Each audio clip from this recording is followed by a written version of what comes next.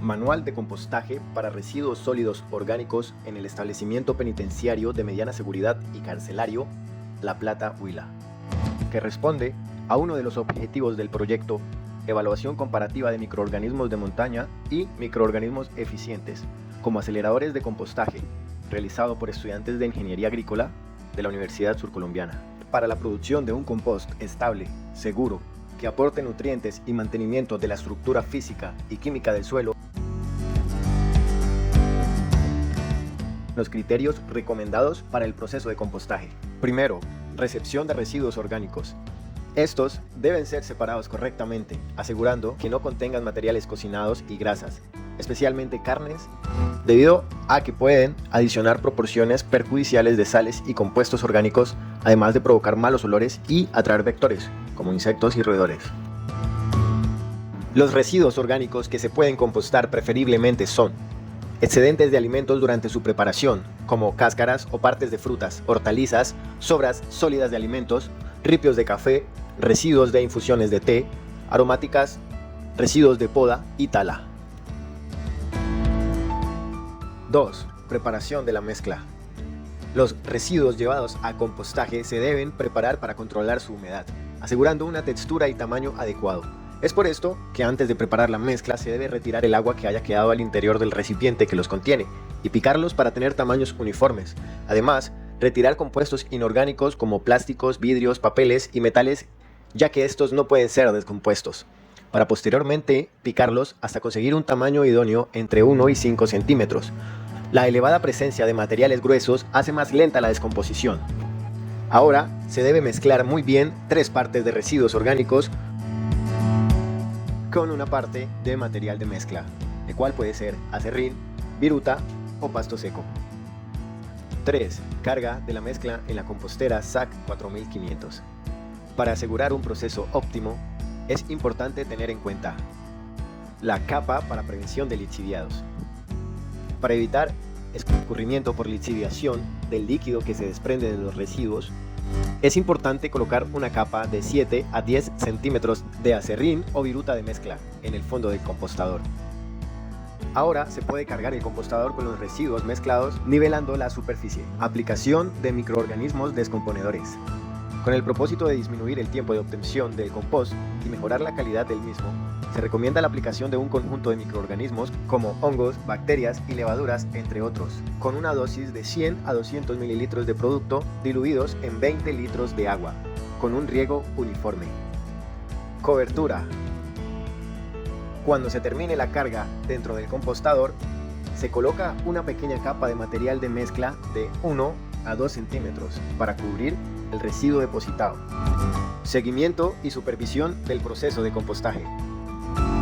De las 4 fases del proceso de compostaje, la primera es la fase mesófila. Esta fase tarda entre 1 y 2 semanas. Inicia a temperatura ambiente y en cuestión de horas la temperatura de la mezcla va aumentando debido a la actividad de los microorganismos mesófilos, y si estos no tienen oxígeno y humedad, dejarían de actuar y la mezcla acabaría enfriándose y el proceso de compostaje se frenaría. El objetivo es alcanzar entre 50 y 70 grados Celsius. En esta fase observamos disminución del peso, volumen y tamaño de la partícula, disminución del contenido en humedad y aumento del contenido en nutrientes, incremento del pH y contenido de sales. La segunda es la fase termófila o de higienización. Esta fase puede tardar entre 3 y 6 semanas e inicia una vez son superados los 45 grados Celsius. Los microorganismos mesófilos desaparecen y son reemplazados por termófilos que soportan temperaturas de hasta 100 grados.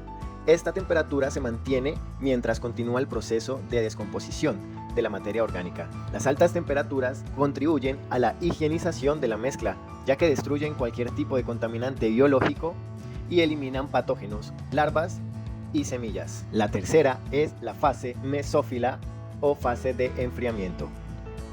Después de la fase termófila, vuelve a bajar la temperatura.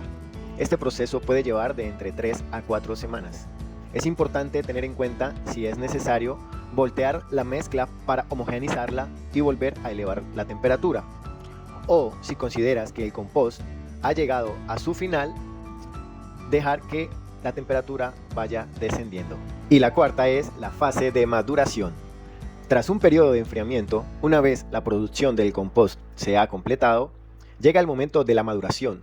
Esta última fase del proceso se produce a temperatura ambiente y permite la consolidación de nuevas moléculas. Durante varios meses, el compost madura y suma nuevas poblaciones microbianas, así como nuevos grupos de organismos como anélidos, ácaros o insectos que completan la transformación. El control de estas fases favorece la obtención de un producto final de aspecto y olor aceptable, con nivel adecuado de nutrientes y homogeneidad en sus características, calidad química, correcta higienización, nivel muy bajo de impurezas o contaminantes.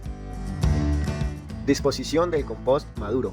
Es necesario realizar el tamizaje para separar el compost de los residuos que aún faltan por descomponerse. Esto puede realizarse con apoyo de una zaranda o tamizador. El producto puede almacenarse en sacos o bolsas de plástico en un espacio sombreado, ventilado y protegido de la humedad, para lo cual debe estar aislado del suelo. Es importante hacer pequeños agujeros a la bolsa para permitir la oxigenación del compost.